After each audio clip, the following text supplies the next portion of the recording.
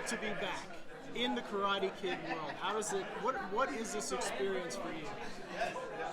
Well, it's actually a versatile experience because the way these writers are writing, they give you sensitive, emotional stuff to do. At the same time, playing the darkness of the way this character was initially written, and they really understand the entire arc to this guy, which is why I signed on to do it, because initially coming in episode 10, season 1, and I wanted to come on and earlier, and they said no, because they knew the character so very well, you bought into it. And the proof of the pudding was throughout season 2, they just basically gave you everything you wanted to play as an actor, because honestly I like being a hell of a lot more vulnerable and emotional than just playing the tough guy, because I've done that in a lot of movies. And so there's so many colors that are exciting to play that John, Josh, and Hayden are writing that Robert Kamen would have written. It's just great stuff. It really is a layered character too. Like there's points throughout season 2 where you're like, are we supposed to like this guy? I like him all of a sudden, but then you turn it back again and you're just like, no, he's still a bad guy. And then it just keeps going back and forth. So, But I don't think he's violated. He's kind of misunderstood. It sounds funny, but he's not a bad guy. What happens to him is that he has two things that he cares about. One is Johnny Lawrence, who he loves like a son, and realized that he was unbearable with breaking the trophy 35 years ago, whatever. And I guess the most important thing in his life is the integrity of Cobra Kai. So when the integrity of Cobra Kai is violated by Johnny becoming what Kreese feels is soft and merciful, that changes the priority. The priority is now keeping the integrity of Cobra Kai, and Johnny has to suffer. I've got to take over the dojo to correct this. And it wasn't villainy, it wasn't really manipulation. Everybody reads all this stuff into it, but it really was very pure idealist kind of situation. And because today, because of the character back in the movies, he was the black hat and then the other guys were the white hat. So it's as if it continued all the way through, but it doesn't. He's much more layered this time, as all the kids are. And all the kids are written gray. No one's written white hats and black hats, Yeah. What's the difference to work in the movie and the series? Because you said that you have more colors to work with. In the series, you have more time to develop the character. Yeah. To compare the two experience.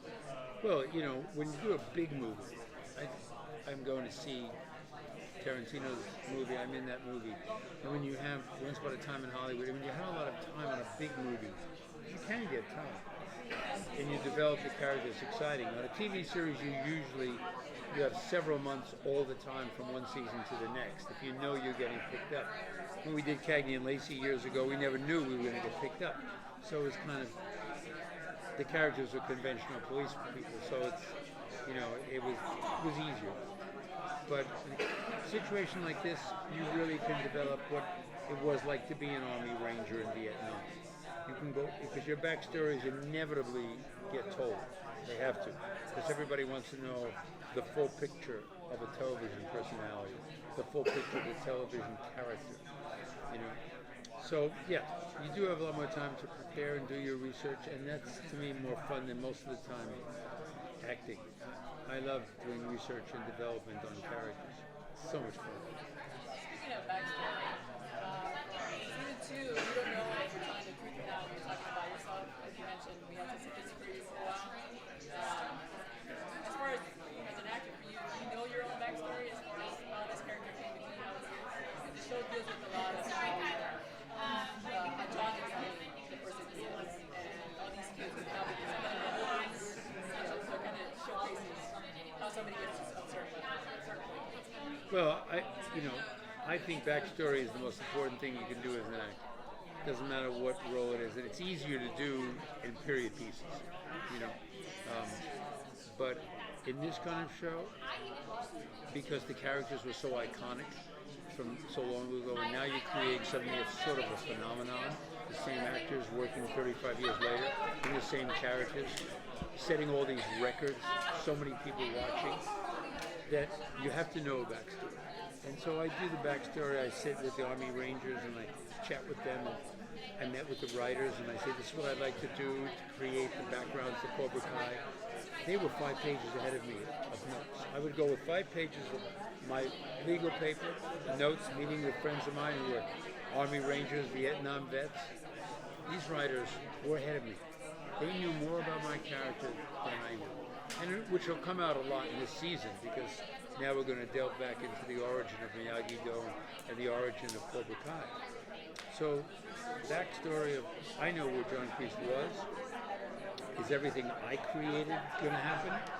I don't know. These guys are pretty hip, you know?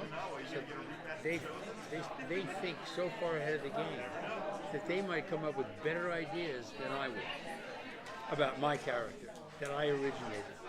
But I would plagiarize their ideas and just go with them because they're really imaginative and very, very, very creative group. You know, I remember doing Cagney and Lacey for 6 years, and we used to take events from New York Times and create them about 2 women police officers, and you know, it was tough because you couldn't be as original because you had to go with the New York Times current events.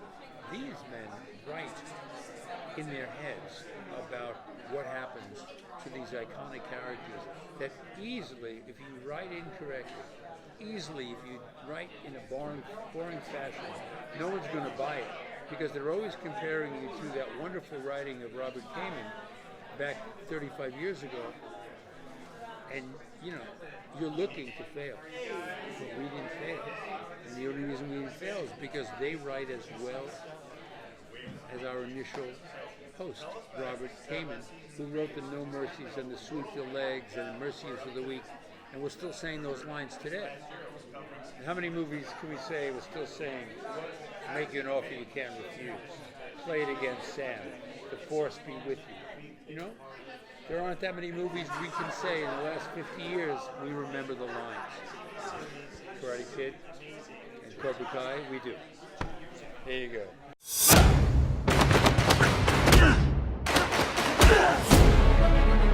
War never ends. Peace is just the lull between battles.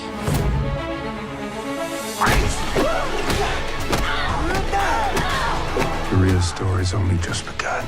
You want to finish this? Bring it on.